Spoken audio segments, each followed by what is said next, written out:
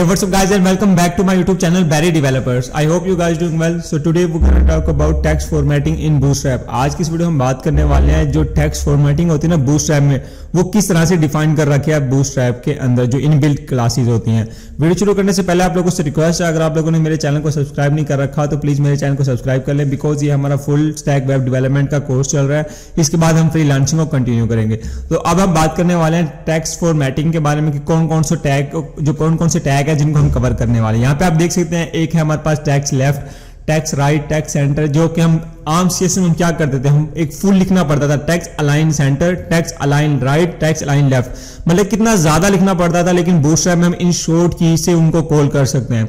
जैसे यहाँ पे आप देख सकते हैं टेक्स्ट ट्रांसफॉर्म हमने लिखना पड़ना था, text transform lower case, text transform upper case, इस तरह से। तो यहाँ पे हमने सिंपल लिखना पड़ता है text lower case, text upper case, text capitalise, इस तरह से सिंपल। उसके बाद font weight bold, font weight bolder, font weight light, font weight lighter, font weight normal, font italic, ये क्या चीजें होती हैं। अब हम यहाँ पे फाइनली प्रैक्टिकल देखने वाले हैं। जब आपको प्रैक्टिकल मैं करके दिखाऊंगा तब आपको ज्यादा क्लियर होगा। तो बूटस्ट्रैप में जो इनबिल्ट क्लासेस है ना, जो मतलब आपके लिए शॉर्ट करके जो प्रोवाइड करी है बूटस्ट्रैप ने, वो कुछ इस तरह से है। यहाँ पे आप देख सकते हैं text left, right, centre, justify. तो अब हम यहाँ पे आ चुके हैं। अब हम यहाँ पे करते हैं प्रैक्टिकल। फाइनली प्रैक्टिस में आपको ज्यादा क्लियर हो जाएगा। यहाँ पे मैं टाइटल राइट करता हूँ, जैसे हर बार की तरह हम यहाँ पे अपनी वेबसाइट का टाइटल राइट करते हैं जो भी हम वेबसाइट बना रहे हूँ। जैसे मैं यहाँ पे लेट्स सपोज जैसे बैरी डेवलपर्स। उसके बाद यहाँ पे मैं एक लिंक पेस्ट कर देता हूँ, अपनी सीएसएस की फाइल को लिंक कर देता हूँ। सीडीएन लिंक को मैंने यहाँ पे पेस्ट कर रखा है, ठीक है। आप सीडीएन लिंक को भी कर सकते हैं, वैसे बूटस्ट्रैप को भी वैसे भी कर सकते हैं। तो मैं यहाँ पे आता हूँ सिंपली, और यहाँ पे आने के बाद मैं एक डिव लेता हूँ जिसको मैं देता हूँ यहाँ पे क्लास कंटेनर। यहाँ पे आप देख सकते हैं इस तरह से मैं इसको क्लास देता हूँ यहाँ पे कंटेनर। उसके बाद यहाँ पे मैं लेता हूँ रो, और रो के अंदर बेसिकली अभी फिलहाल ना मैं ग्रिड सिस्टम का यूज कर रहा हूँ। आई होप कि आपको ग्रिड सिस्टम का पता होगा। अगर नहीं पता तो आप मेरी प्रीवियसली वीडियोस में देख सकते हैं, मैंने वहां पे कंप्लीटली इसको सही से ब्रीफली एक्सप्लेन कर रखा है। उसके बाद यहाँ पे मैं लेता हूँ कोड LG4। यहाँ पे मैं 4 के लेता हूँ ताकि वो हमारे पास जो 12 कॉलम्स होते हैं उनमें कवर हो जाए। उसके बाद यहाँ पे मैं आता हूँ यहाँ पे H2, और H2 के बाद यहाँ पे मैं राइट करता हूँ कुछ भी एक हेडिंग, क्योंकि हम तो जस्ट एक चीजों को, कुछ प्रॉपर्टीज को कवर अप करने वाले हैं। जैसे मैंने वहां पे लिखा वर्डप्रेस, यहाँ पे मैं कर देता हूँ SEO, सर्च इंजन ऑप्टिमाइजेशन। उसके बाद यहाँ पे हम बात करने वाले हैं डिजिटल मार्केटिंग। H2 ये जो हमारे पास लास्ट है इसको हमने कर दिया डिजिटल मार्केटिंग, इस तरह से। Control S save. अब हम इसका थोड़ा सा पैराग्राफ वगैरह इसमें डाल देते हैं। जैसे लोन वेबसाइट तकरीबन मैं 20 का ठीक है, 20 वर्ड्स का पैराग्राफ ठीक है यहाँ पे। उसके बाद फिर मैं यहाँ पे एक और पैराग्राफ लेता हूँ, और इसमें भी इतना ही मैंने जो वर्ड्स थे मैंने इतने ही डाल दिए यहाँ पे। उसके बाद यहाँ पे फिर और पैराग्राफ, कंट्रोल S सेव। अब हम यहाँ पे इसका आउटपुट देखेंगे। आउटपुट दिखाने से पहले मैं आपको इनका बैकग्राउंड, बल्कि बैकग्राउंड रहने देता हूँ।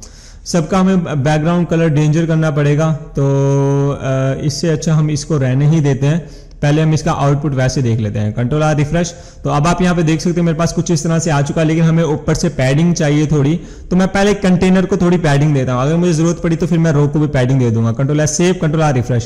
तो मैं ऐसा करता हूँ कि रो को भी पैडिंग देता हूँ ताकि थोड़ा और नीचे हमारे पास यहाँ पे शो होना स्टार्ट हो जाए। Padding 5, control R refresh. तो यहाँ पे आप देख सकते हैं मेरे पास कुछ इस तरह से वो नीचे और मूव हो चुका है।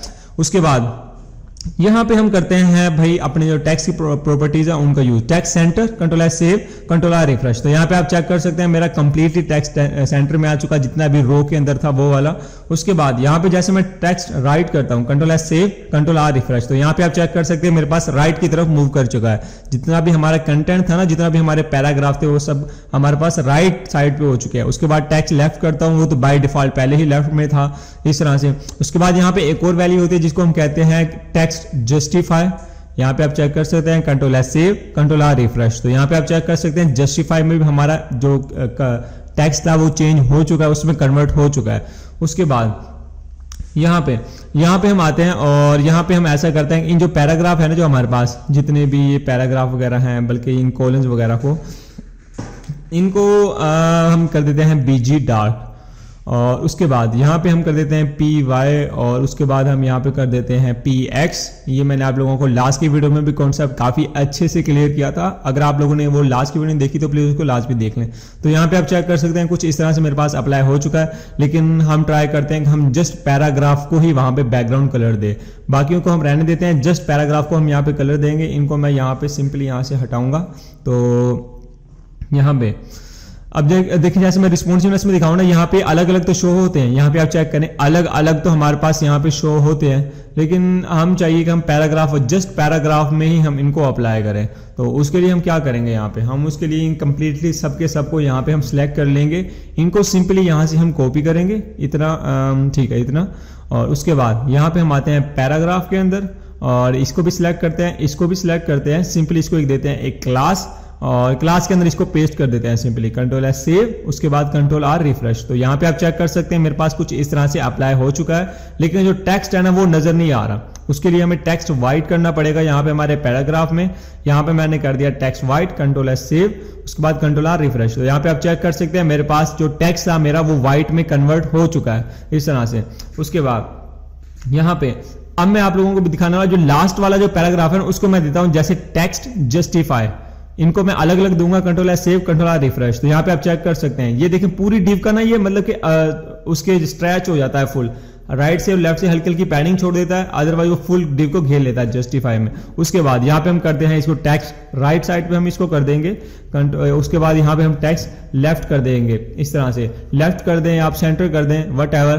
तो कुछ इस तरह से हमारे पास ये वर्क करेंगे। उसके बाद सेंटर पे आप कर सकते हैं कंट्रोल आर रिफ्रेश। तो यहाँ पे आप चेक कर सकते हैं एक जस्टिफाई है, एक राइट की तरफ है, एक लेफ्ट की तरफ है, और जो हमारे पास जो दूसरी प्रॉपर्टी थी वो हमारे पास थी वहां पे सेंटर की। तो जस्ट हमने वहां पे सिंपल टेक्स्ट सेंटर देना होता है, तो हमारे पास वो सिंपली सेंटर में शो होना स्टार्ट हो जाती है।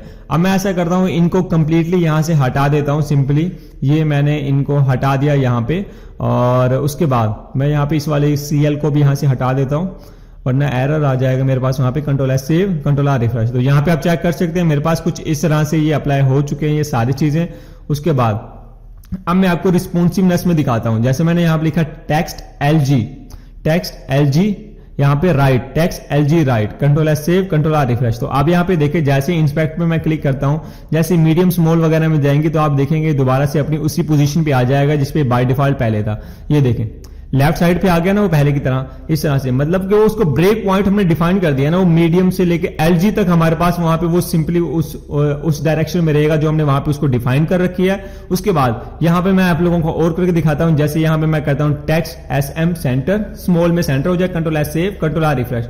तो अब आप यहाँ पे चेक करना कि मैं जैसे रिस्पॉन्सिव करता हूं, अभी तो राइट में आइए, जैसे राइट में देखिए सेंटर में आ चुका है मेरे पास, ये सेंटर में आ चुका है, लेकिन जैसे ही मैं स्मॉल में जाऊंगा तो मेरे पास दोबारा लेफ्ट में आ चुका है, मीडियम में, स्मॉल में, इस तरह से कुछ है। उसके बाद हम यहाँ पे मीडियम का भी अब अप्लाई करके देखते हैं कि मीडियम में हमारे पास किस तरह से अप्लाई होती है। यहाँ पे आप चेक कर सकते हैं रिस्पॉन्सिवनेस में हमारे पास बिल्कुल सही से वर्क कर रही है। अब जो हमारे पास लास्ट में है वो है MD, यहाँ पे हम करते हैं टेक्स्ट MD, हम यहाँ पे कर देते हैं जैसे लेफ्ट, कंट्रोल एस सेव और कंट्रोल आर रिफ्रेश। तो अब आप यहाँ पे देखिएगा मैं इसको कंप्लीटली बल्कि हटा देता हूं, इसको भी मैं क्रॉस कर देता हूं। अब दोबारा से रिफ्रेश करके इंस्पेक्ट पे आता हूं।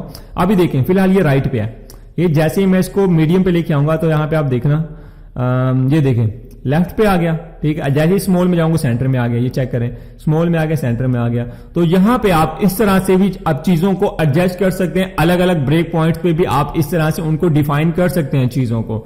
तो यहाँ पे आप देखें, ऊपर देखें आप, और देखें जैसे मैं इनको थोड़ा स्ट्रेच करता हूं तो मेरे पास सेंटर में आ चुका है स्मॉल डिवाइसेज में, यहाँ पे आप चेक कर सकते हैं। तो इस तरह से आपके पास ये कुछ ब्रेक पॉइंट्स भी होते हैं टेक्स्ट के अंदर जो आप यूज कर सकते हैं। तो मैं यहाँ पे इनको हटा देता हूं, पहले मैं अपने लिंक को कॉपी कर लेता हूं ताकि मैं उसको दोबारा से यूज कर पाऊं।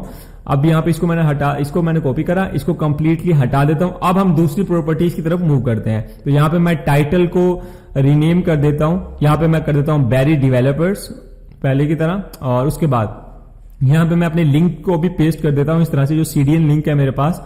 उसके बाद यहाँ पे मैं आता हूं, यहाँ पे मैं करता हूं भाई क्लास को मैं यहाँ पे कंटेनर रो, बल्कि मैं इनके बगैर भी कर सकता हूं। अब यहाँ पे आप देखें मैं हर दफा क्लास रो इस तरह से कर रहा हूं, क्या पता मतलब डबल माइंड हो रहे हो कि ये क्या चीज है, मतलब क्या हम इनके अंदर ही लिख सकते हैं, ऐसा नहीं होता। मैं इनको हटा देता हूं यहाँ से, सिंपली मैं अब यहाँ पे H1 H2 कुछ इस तरह से इन चीजों का यूज करता हूं यहाँ पे सिंपली। अब मैं यहाँ पे करता हूं H2 और यहाँ पे मैं करता हूं वर्डप्रेस, यहाँ पे आप चेक कर सकते हैं H2 वर्डप्रेस। अब क्लास टेक्स्ट कैपिटलाइज्ड, ठीक है, कैपिटलाइज का आप लोगों को पता है, control S save, control R refresh. तो यहाँ पे आप चेक कर सकते हैं जैसे कोई न्यू वर्ड होगा ना उसका बाय अपने आप ही हर पहला वर्ड बड़ा हो जाएगा। यहाँ पे आप चेक कर सकते हैं, हेलो एच छोटा है ना, यहाँ पे कंट्रोल एच सेव देखिए स्मॉल है यहाँ पे, तो यहाँ पे देखिए अब लार्ज हो गया, मतलब कैपिटल हो गया। यहाँ पे आप चेक कर सकते हैं। कैपिटलाइज का मतलब यह है कि हर वर्ड का जो फर्स्ट जो उसका लेटर होगा ना वो कैपिटल में हो जाएगा। इस वाली प्रॉपर्टी का यूज करेंगे अगर आप तो। फिर उसके बाद यहाँ पे टेक्स्ट कैपिटलाइज। अब जैसे मैं डिजिटल मार्केटिंग लिखता हूँ, digital control H save control R refresh, तो यहाँ पे आप देखें W बड़ा, H बड़ा, D बड़ा, इस तरह से। तो इस तरह से हमारे पास ये प्रॉपर्टीज वर्क कर दी होती हैं। अब हम यहाँ पे आते हैं H2 और दूसरी क्लास का यहाँ पे हम यूज करेंगे। जैसे यहाँ पे मैंने करा वर्डप्रेस, कंप्लीटली मेरे पास जितने वर्ड्स हैं वो स्मॉल में है। अब मैं जैसे इसको करूंगा टेक्स्ट और उसके बाद यहाँ पे करता हूँ upper case control S save, और जैसे रिफ्रेश करूंगा तो यहाँ पे आप देखें मेरे पास वो जितनी भी चीजें थी वो कैपिटल में आ चुकी है, मतलब कि बड़ा हो चुका है। यहाँ पे आप चेक कर सकते हैं मैंने स्मॉल में लिखी है सारी चीजें, हालांकि मैंने स्मॉल में लिखी। जैसे देखिए UI को मैं लिखता हूँ IU को, तो यहाँ पे आप देखें वो भी कैपिटल होके आ रही है हमारे पास यहाँ पे, इस तरह से। तो CSS में भी टेक्स्ट ट्रांसफॉर्म लिखना पड़ता था, लेकिन इसमें हमने directly text capitalise, text upper case, text lower case, इस तरह से। अब जैसे मैं यहाँ पे लिखता हूँ, अब मैं लिखता हूँ यहाँ पे कैपिटल में, बड़े लफ्जों में यहाँ पे मैं लिखता हूँ। तो जैसे मैं यहाँ लिखता हूँ वर्डप्रेस, यहाँ पे आप चेक कर सकते हैं मेरे जितने भी वर्ड्स हैं वो कोई भी छोटा नहीं है, तकरीबन सभी बड़े हैं। यहाँ पे कैपिटल है मेरे पास, यहाँ पे स्मॉल कोई भी नहीं है। अब मैं यहाँ पे करता हूँ क्लास, और क्लास में यहाँ पे कर देता हूँ text lower case, text lower case control S save control R refresh. तो यहाँ पे आप चेक कर सकते हैं कि मेरे पास जितने भी मैं छोटे जितने भी वर्ड्स लिखूंगा ना कैपिटल में, वो कंप्लीटली मेरे पास लोअर केस में आएंगे। तो यहाँ पे आपने देखा, हमने देखा कैपिटलाइज को, ठीक है। उसके बाद हमने यहाँ पे देखा, उसके बाद यहाँ पे हमने देखा इसको अपर केस को, लोअर केस को। ये 3 तरह की प्रॉपर्टीज होती हैं जिनको हम यहाँ पे CSS में यूज भी करते हैं। अब लेट्स सपोज जैसे मैं यहाँ पे इंस्पेक्ट में आके और लोअर केस वाले को अपर केस कर देता हूँ, तो यहाँ पे आप देखेंगे वो हमारे पास अपर केस में हो जाएंगे। ये देखें मेरे पास दोनों प्रॉपर्टीज अपर केस में होगी, लेकिन जैसे रिफ्रेश करूंगा दोबारा हट जाएंगी, क्योंकि तो ये हमने कोडिंग में नहीं करा, ये तो हम बस एक स्टैटिक कर रहे हैं, मतलब कि कोड के वेबसाइट के ऊपर रह के कर रहे हैं। ये तो इस तरह से वर्क तो नहीं ना करता। अगर हमने करना तो हमने बैक एंड में जाना पड़ेगा, कोडिंग में जाना पड़ेगा, एंड देन फिर हमें वहां चेंज करना पड़ेगा। उसके बाद यहाँ पे हम आते हैं और यहाँ पे हमने ये तो कर लिया, ये देखें कैपिटलाइज कर लिया, लोअर केस कर लिया और अपर केस कर लिया। अब मैं यहाँ पे इनको हटा देता हूँ, H2 H4, बल्कि मैं H2 H5, ठीक है। और यहाँ पे मैं करता हूँ वर्डप्रेस, बल्कि यार ना बैरी डेवलपर्स। उसके बाद मैं ना इसको P में कन्वर्ट कर देता हूँ, ताकि मैं आप, क्योंकि मैं बताने वाला हूँ फॉन्ट वेट का फॉन्ट वेट, तो उसमें हम P को करते हैं ताकि हमें सही से पता लगता रहे। Control S save control R refresh. तो यहाँ पे आप चेक कर सकते हैं मेरे पास कुछ इस तरह से आ चुका है। अब हम यहाँ पे देते हैं इसको क्लास, और यहाँ पे हम कर देते हैं font weight bold, control S save, और जैसे हम आते हैं कंट्रोल आर रिफ्रेश, तो यहाँ पे आप चेक कर सकते हैं हमारे पास बोल्ड में आ चुका है। बोल्डर भी हमारे पास कुछ इसी तरह से होता है, लेकिन वो यहाँ पे अप्लाई नहीं होगा। यहाँ पे आप चेक कर सकते हैं हमारे पास उसी तरह से आ जाएगा। यहाँ पे आप कंट्रोल आर रिफ्रेश, तो यहाँ पे आप देखें इस तरह से बोल्डर हमारे पास कुछ इस तरह से आ जाता है, ठीक है। और जो बोल्ड है उसने हमें सही एक जो वैल्यू थी, जो आउटपुट देना था, वो काफी अच्छा दिया। तो उस तरह से आप बोल्ड का यूज कर सकते हैं। उसके बाद यहाँ पे मैं करता हूँ font weight light, control S save control R refresh. तो यहाँ पे आप देखो बिल्कुल ना एक लाइट सा उसने जो फॉन्ट फैमिली इतना बिल्कुल एक लाइट सी वहां पे हमारे पास कर दी। अब जैसे लाइटर्स को भी आप करेंगे तो यहाँ पे आप देखें कुछ इस तरह से हमारे पास वो अप्लाई हो चुकी है, फॉन्ट वेट लाइटर। तो इस तरह से हमारे पास ये चीजें वर्क कर रही होती है। बूटस्ट्रैप के अंदर जितनी भी हमारे पास इनबिल्ट क्लासेज है ना CSS की, उनको हम कुछ इस तरह से कॉल कर रहे होते हैं, वो पहले से ही डिफाइंड है हमारे लिए। अब जैसे मैं यहाँ पे करता हूँ फॉन्ट वेट, और फॉन्ट वेट जैसे बोल्डर का आपको पता है, बोल्ड तो हमारे पास उसी तरह से आ रहा होगा। वो अक्सर हमारे पास यहाँ पे चीजें ब्रेक कर जाती हैं। अगर आप वैसे CSS को बूटस्ट्रैप को लिंक करके यूज कर रहे होंगे तो आप देखेंगे आपके पास कंप्लीटली सही से आपके पास आउटपुट आ रहा होगा यहाँ पे, ठीक है। उसके बाद यहाँ पे हम इसको करते हैं, इसको हटाते हैं, और अब हम यहाँ पे करते हैं फॉन्ट इटैलिक, जो एक फॉन्ट फैमिली है, जो हल्का सा जो स्टाइलिश सा जो आप यहाँ पे देख सकते हैं, कुछ इस तरह से मेरे पास अप्लाई हो चुका है। तो आई होप कि आप लोगों को क्लियर हो चुका होगा कि फॉन्ट जो टेक्स्ट फॉर्मेटिंग है बूटस्ट्रैप में वो किस तरह से वर्क करती है। अगर आपको कोई चीज समझ नहीं है तो नीचे आप मुझे कमेंट सेक्शन में बता सकते हैं, मैं आपको इसमें जरूर हेल्प करूंगा। अगर आप लोगों ने हमारे व्हाट्सएप ग्रुप को ज्वाइन नहीं कर रखा तो डिस्क्रिप्शन में मैंने लिंक दे रखा है, प्लीज उसको ज्वाइन कर लें। उसमें हम एक दूसरे की काफी हेल्प कर रहे होते हैं और आप लोग मेरे इनबॉक्स में आकर काफी क्वेश्चन का पूछ रहे होते हैं। तो आई होप सब आपको क्लियर हो चुका होगा। मिलते हैं नेक्स्ट वीडियो में, तब तक के लिए अल्लाह हाफिज।